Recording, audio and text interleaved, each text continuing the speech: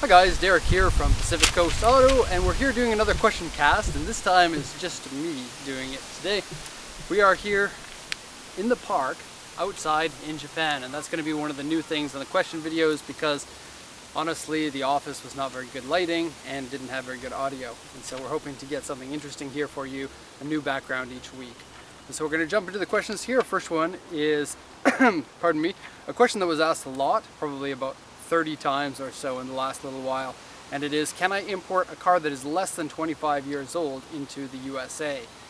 And they want to know specifically about loopholes that allows you to do that. And so in general the answer is no for that. You can't import the cars that are less than 25 years old to the USA. Now a lot of people ask about a loophole for racing the car, and that's generally not allowed. If your intention is to import a car and then you're thinking, wow, maybe I can use it as a race car to import it in order to get around the rules, that's probably not going to work for you. Typically, people who import cars in order to race them are doing so with the sanction of the racing body that they're racing with. And if just anyone's race comes up to the customs and says, hey, I want to import this car, they're going to say no. If it's a big event and it's something that the event can convince them of, then that's possible. Another loophole when it comes to importing is, what if the car is drastically similar to the one that I already have in the USA? That doesn't matter at all. That isn't in fact a loophole. And we get a lot of people asking, what about the R33? I know that that one's legal to be imported, and it's true, the car is legal to be imported on the federal level, but that doesn't make the car able to be imported by you. And let me explain how that works. If you're importing a car, you have to import it legally into the country, and then you have to be able to register it. The problem is with the R33, and what's a little bit tricky about that one, is in order to actually import it, you need to be able to prove that you can comply it, follow through with the compliance, and have that finished before it's allowed into the country. And so far as everybody knows, nobody's been able to do that. And so if you think that you're capable of doing that, you can give it a shot. But if it was possible, so many of them would be in the country already, and that's just simply not the case. So it's probably a lot more difficult than you think that it is.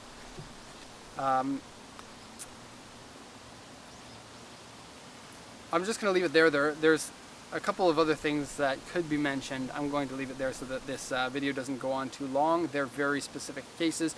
The general rule, though, is if it's not 25 years old, you probably won't be able to import that one into the USA. And we get the question an awful lot, and the answer is always the same. So just keep that in mind. It's probably not going to happen. And not only have we looked at it in great detail, hundreds of other companies have also looked into it and come up with the same conclusion. Okay, so the next question here is from somebody in the comments section. It's from Northwest Royalty, and they say, do you import parts? And what happens if I buy a car that comes with parts in it? Do you import parts? Just on a technical standpoint, we don't import parts into Japan, but what I think that they're asking is, do you export parts to customers in the USA, Canada, other countries or so? And the answer is usually no, but if it's a customer that we've had for a long time and they're in a pinch, then we can buy stuff for them and then sell it. The problem is we haven't been able to find a business model that can make it economical for people to import their own parts. They end up spending 2 or 3 times more than the part is really worth. And so for the most part, it's not worth importing them. Related question, what happens if my car comes with parts?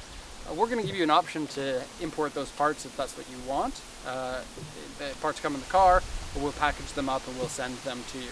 The only exception to that is tires, which we ran into a little bit of a problem. We had no issue for a long time, but recently what happened is we got these tires and we put them to the post and sent them, and then they sent them back to us and they said, no, you can't ship mounted tires on wheels. Now, we've done it a whole bunch of times before and had no issue, but now they're telling us you can't do that. And so they can't have air in the tires with a sealed bead. And so technically you could rip that tire off or tear the tire off and then send them separately, but the costs once you get to that point, it's not worth bringing in those wheels or the tires. If you get a car with some parts in it, if it's not worth it for you to import those parts maybe the cost of shipping is worth more than the value of the part, then in most cases that part doesn't have any value here in Japan, and we would just toss it in the trash or put it on the shelf that has all of the parts that we can't otherwise get rid of. Okay, going down to the next question from Leigh Moore. Thoughts on the JZS 161 Aristo? Actually, today I'm going to drive one for our other channel, Let's Drive Japan, and it is one of my favorite cars.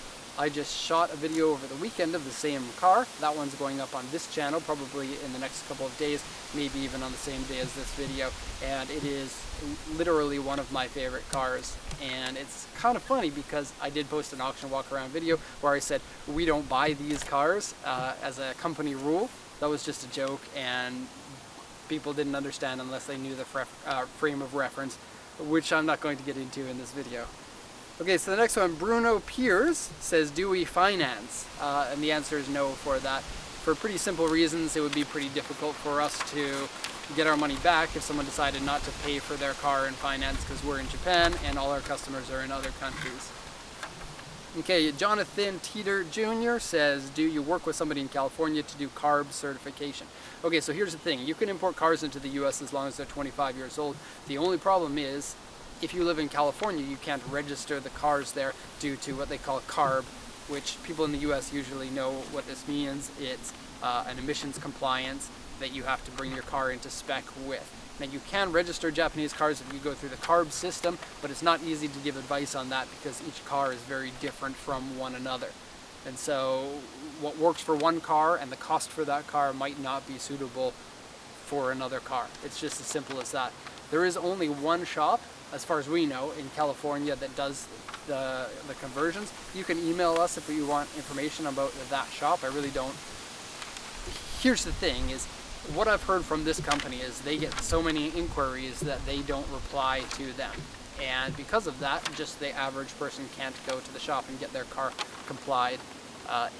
You really, if you want to do it, which very few people ever do because we're talking in the price range of about $10,000 to comply a car, if you want to do that, I recommend going through a shop, getting that set up before you import your car, or buying a car that has already been complied. It's not a very easy solution, but that's the way California is with their imports.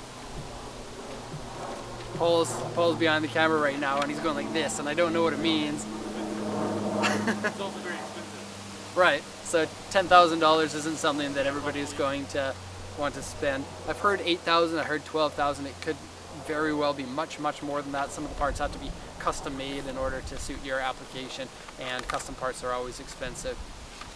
Okay, and final question here from Lucas Johnson. Why do some cars not sell even if they have high bids? Is there a reserve price? Okay, so the way that the auction works is you place your bid on the car. The seller picks two prices. They pick the starting price, which really has no meaning at all. And they choose a reserve price, which is a price that until it has reached that point, the car won't sell. And so if the reserve price of a car is $800,000 and you bid $750,000 and you're the highest bidder, then that car will go unsold and the car will be up again next week. If a car goes unsold, you can still make an offer on the car, and this is what's called negotiation sold. The only thing is it's not really negotiation. Basically, you offer them the reserve price and they either take it or ask for a little bit more money. Kind of a funny occurrence happens every once in a while. Actually, maybe about 50% of the time is the seller won't accept the reserve price when it comes to negotiating the car. And the reason for that is something that I've gotten into in another video, which is not on this channel. It's on my personal channel. You can check that out if you want. And it's with exporters marking up the price of their car because they know negotiation sold prices aren't posted publicly.